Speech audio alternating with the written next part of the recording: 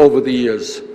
One of the crises that we face in our country is that too many people are detached from the political process. And what you are doing by getting involved, by standing up to fight for a better America, to fight for justice for working people and people of color and minorities and gay people and those people who are not getting their voices heard, you are showing your love of this country and your patriotism, and I thank you very much for that.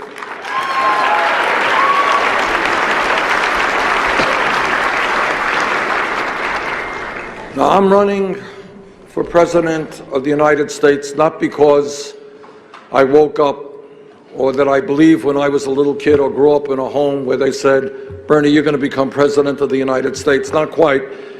I grew up in a 3.5-room rent-controlled apartment in Brooklyn, New York. Family didn't have, all right, there we go. I'm running for president because I think, frankly, that given the enormous crises facing our country, crises like a grotesque level of income and wealth inequality,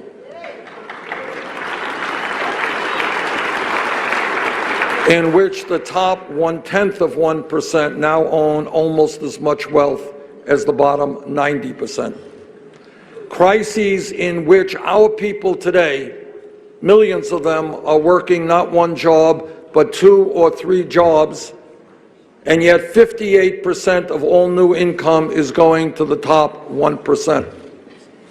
A crisis in which millions of our young people are graduating college deeply in debt, and hundreds of thousands of others can't afford to go to college at a time when we need to have the best educated workforce in the world.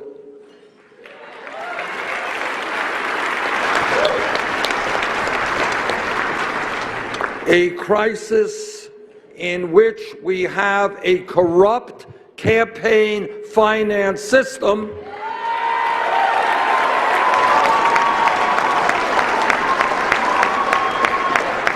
which, as a result of Citizens United, allows super PACs and the billionaires and Wall Street that fund those super PACs to buy elections.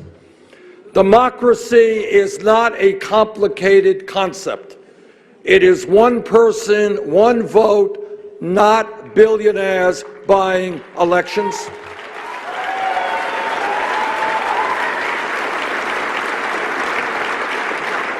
And then to add insult to injury, not only do we have these super PACs undermining American democracy, we have governors like Scott Walker trying to suppress the vote. Now, if you want to know what kind of president I will be, think about all of the things that Governor Walker does, and I will do exactly the opposite.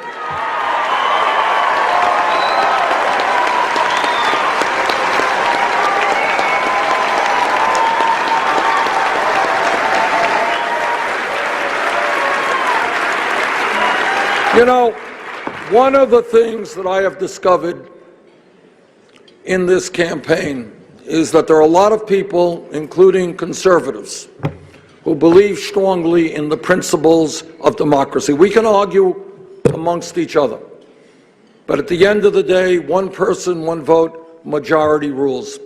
I have absolute contempt. I have friends who are conservatives, and we disagree on the issues, and that's fine. But I have contempt, absolute contempt, for those Republican governors who do not have the guts to support free, open, and fair elections.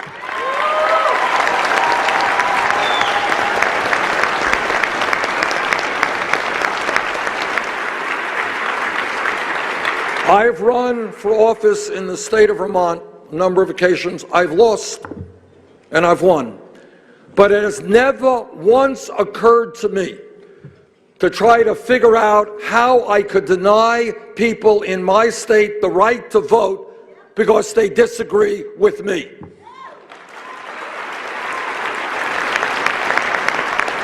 So I say to Governor Walker and all of the other Republican governors who are trying to make it harder for poor people and old people and people of color and young people, trying to make it harder for them to participate in the political process, I say to them, if you don't have the guts to participate in a free and fair election, get out of politics and get another job.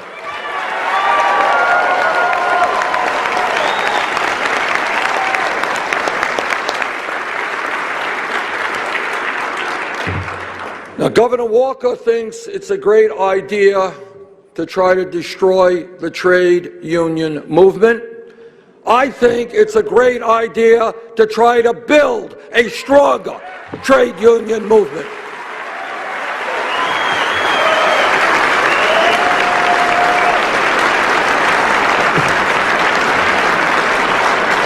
So let me tell Governor Walker and all the rest that if I'm elected president, we are going to pass a Employee Free Choice Act, which will make it easier for workers to negotiate contracts and form a union.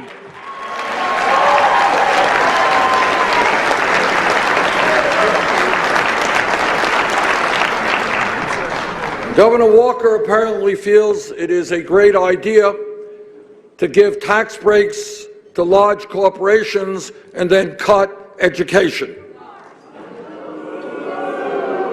Well, I think it is a better idea to increase funding for education and demand that the large corporations start paying their fair share of taxes.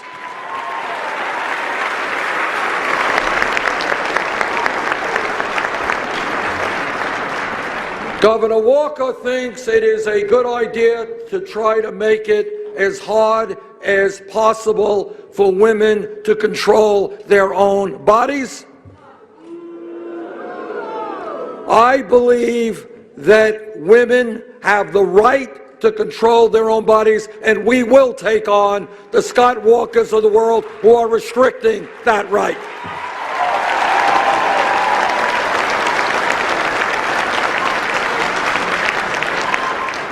And by the way, we're also going to pass pay equity so women don't make 79 cents on the dollar compared to men.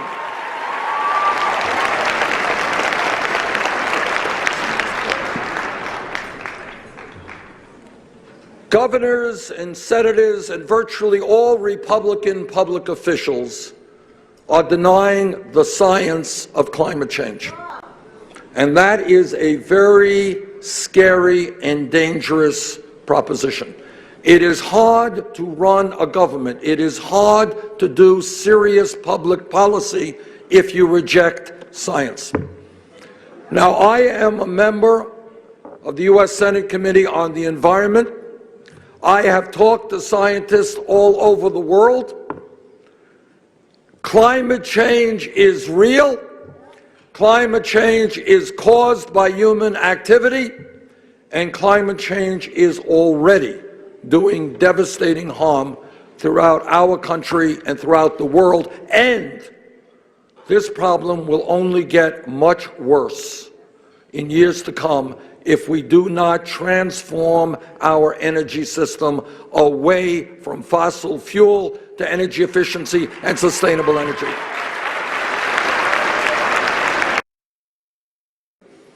We have a child care and pre-K system which is literally dysfunctional. Mom is going to work, dad is going to work, people cannot find quality, affordable child care. And when you talk about crazy, of which we are talking a lot about in this campaign, every psychologist who studies the issue understands that the most important years of human development are 0 through 4. And yet, when mom and dad go to work, as often as not, the people who are taking care of their kids are getting paid McDonald's wages. This is not what America should be about, and it should not be the way we treat our children. We need a revolution in early childhood education. People who work with those kids should be well-trained, well-educated, and well-paid.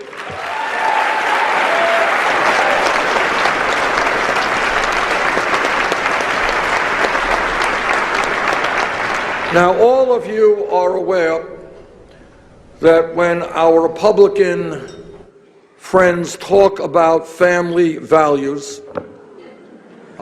you know what they are talking about. And what they are saying is that no woman in this room, in this state, in this country should have the right to control her own body. What they are saying is that our gay brothers and sisters should not have the right to get married. I disagree.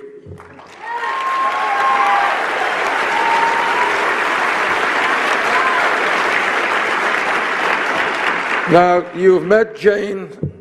Jane and I have been married for 27 years. We are blessed with 4 great kids and 7 beautiful grandchildren.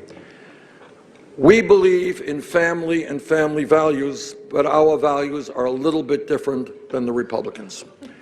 Our values dictate to us that we end the international embarrassment of the United States of America being the only major country on earth not to guarantee paid family and medical leave.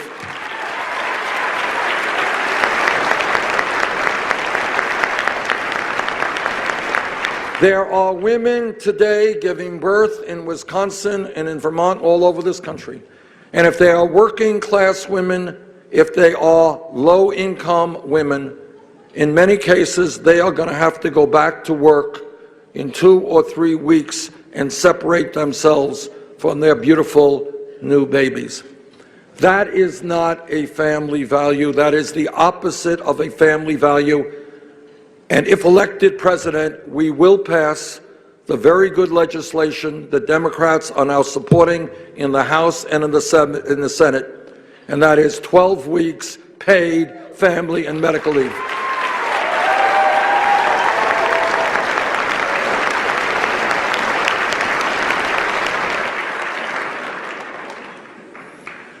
There is one country, one wealthy industrialized country on earth that does not guarantee health care to all people, and you are living in that country. And I think it is time we change that.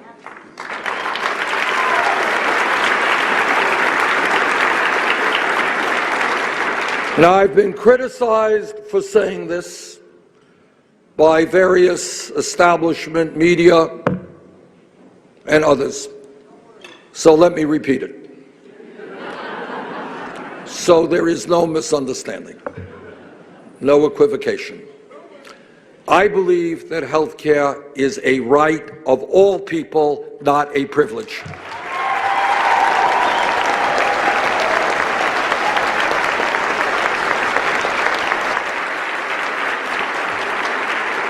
I am a member of the Senate Committee on Health, Education, and Labor. That committee helped write the Affordable Care Act, and I am very grateful for President Obama's leadership in making sure that excellent legislation was passed.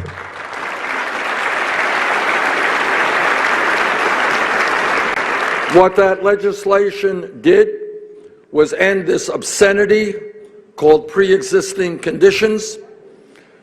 It ended the discrimination against women in terms of the price they paid for health premiums. It added over 17 million Americans to the ranks of the insured.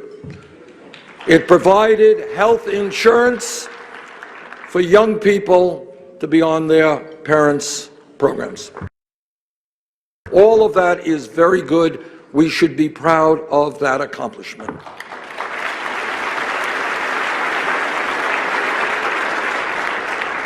But we should not forget that despite the gains of the ACA, 29 million Americans today still have no health insurance. Many of you have health insurance, but you are underinsured with large deductibles and copayments. And every day in this country, we are being ripped off in an unconscionable way by the drug companies who are charging us the highest prices in the world for prescription drugs. You want to talk about crazy? Crazy is 1 out of 5 Americans getting prescriptions from their doctors and not being able to afford those prescriptions. Crazy is senior citizens dividing their pills in half because they don't have the money to buy the medicine they need. And that is why, in my view, at a time when this country, don't tell me that health care, don't talk about the cost of health care without understanding that in our country we are spending far more per capita on health care than on the people of any other country. We spend almost 3 times more than the British do, 50% more than the French, far more than the Canadians. Okay. And that is why I believe that we must move toward a Medicare for all single-payer program.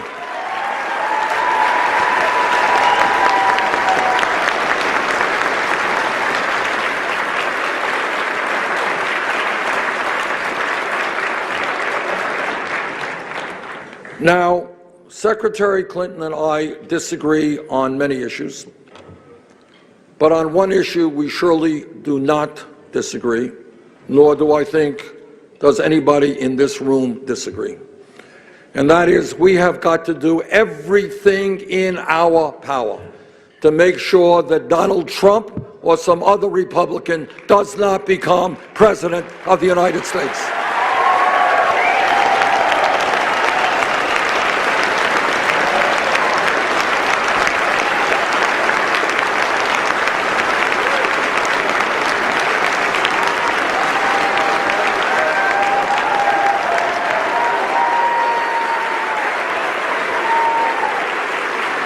On that issue, we are all united. And let me just say this, and I say this as honestly and as straightforwardly as I can. I happen to believe, based on all of the polling that I have seen and on other factors, that I am the strongest candidate to defeat Donald Trump.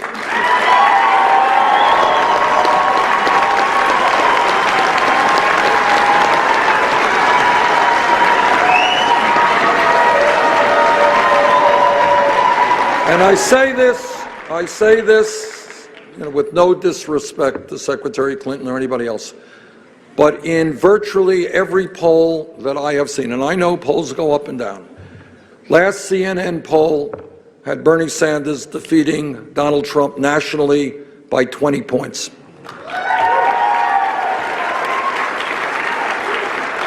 A significantly higher margin than Secretary Clinton. Last poll done just a week ago or so here in Wisconsin had us beating Donald Trump in this battleground state by 19 points.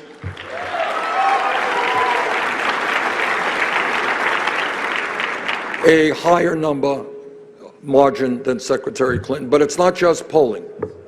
Here is a fact. Some of you will agree and some of you may not agree. And I know that there are people here who strongly support Secretary Clinton, and I respect that. But here is, I think, an objective assessment of what's going on.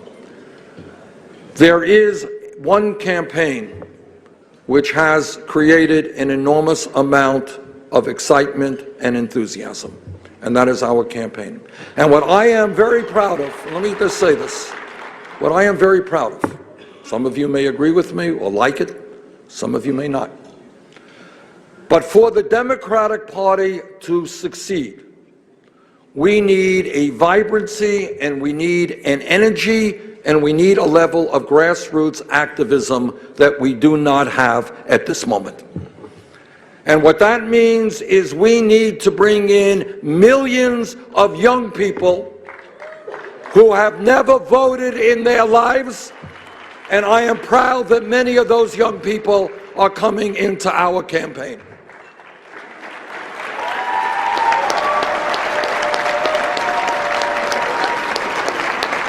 And if you were to go to some of the rallies that we have held around the country, where you have 10, 15, 20, 25,000 people coming out, and you look at the eyes of those young people and their spirit and their love for this country and their desire to improve this country, you would have enormous confidence in the future of our country.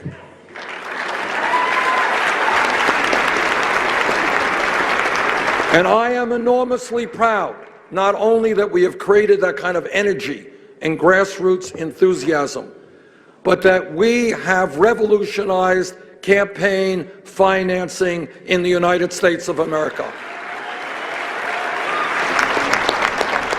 I don't have a super PAC. I don't get money from Wall Street or anybody else, and I'm proud of that.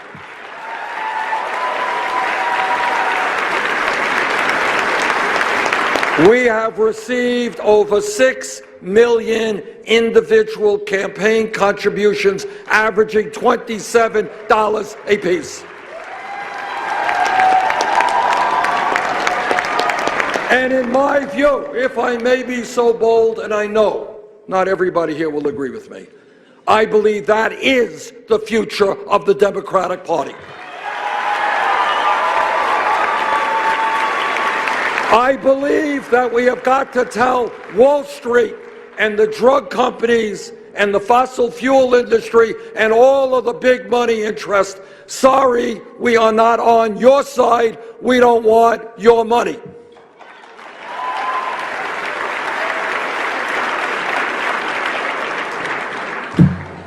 So let me conclude in the way I began, and that in this country today, and in fact in this world, we have a series of very, very serious crises. I wish that I could tell you that the same old establishment politics and establishment economics could solve those problems. I just don't believe that. What I believe right now is, like every other great movement in American history, the trade union movement, the civil rights movement, the women's movement, the gay movement. What we need right now is a movement of millions of people to stand up, fight back, and demand a government that represents all of us and not just a handful of wealthy campaign contributors. Thank you all very much.